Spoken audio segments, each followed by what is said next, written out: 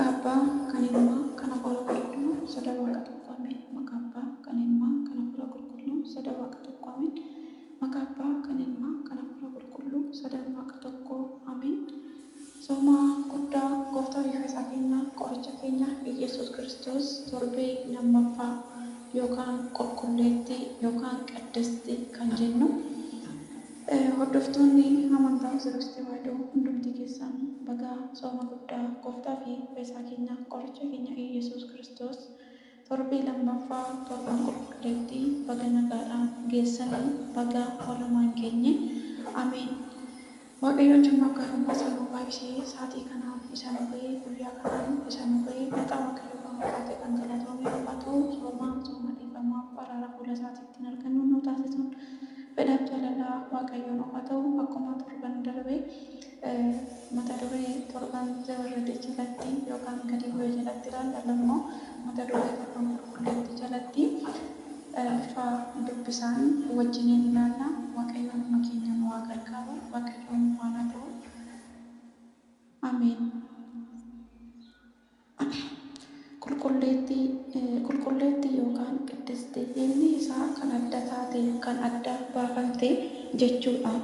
Inni isaa iccitii garuu hojii iccitii fayyisuu isaa gurguddoo jalqabuuf gooftaan keenya qorichi keenya Yesuus Kiristoos gadaamii yookaan lafa onaa Qorontos seenee kan inni soome guyyoonni 40 fi halkan 40 sooma kabajamtuun kan itti jalqabamte yookaan torbee lammaffaa sooma guddaati.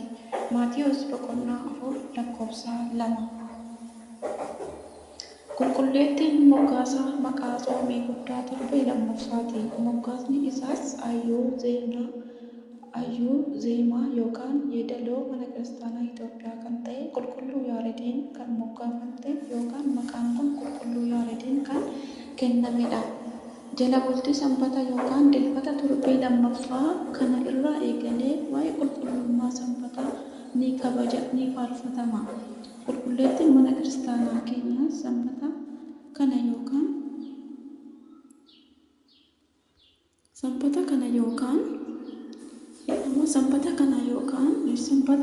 ni faarfatama. Qulqulleettiin mana kiristaanaa keenyaa sanbata sana yookaan torbee sana waa'ee qulqullummaa ijoollee ishee ni barsiisti. Qulqulloota kutaa tokkoffaa. Miskaabiin sirna kiristaanaa irratti lallabamu ergaawwanii dubbifamanii hojiin duukaa bu'ootaa fi wangeelli dubbifaman waa'ee qulqulleettii kan barsiisanidha. Qulqulluu jechuun adda kabajamaa jechuudha. Waaqayyo gooftaan keenya amalummaa isaatiin qulqulluudha.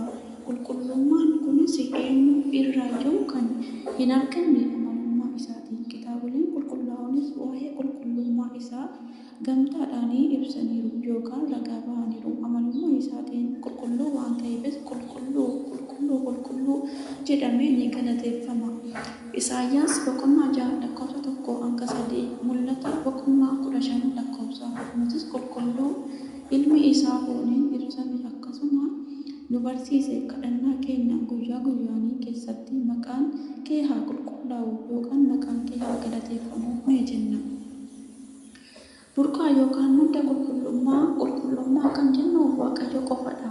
Qulqulluu jechi jedhu namootaafis ergamootaaf iddoowwanii fi guyyootaaf meeshaaleedhaafis kennamuyyuu qulqullummaan isaanii amalummaa isaaniitiin qulqulluu kan ta'e Waaqayyo irraa kan argamedha. Kunis qulqullummaa kennaa jedhama.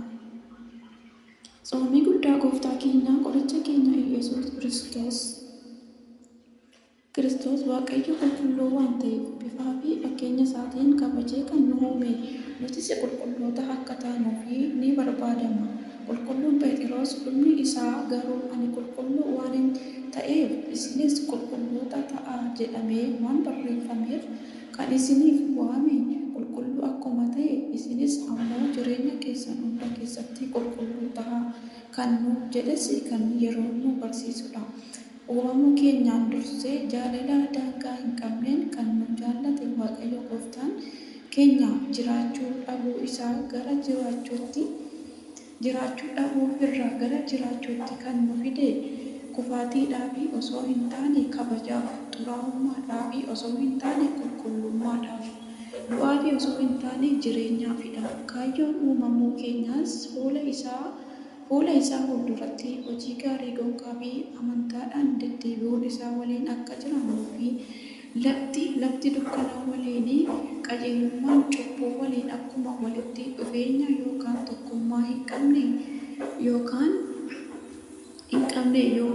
qabu waan ta'eef isa waliin bara baraan jiraachuuf qulqullummaan jiraachuun nurraa eegama.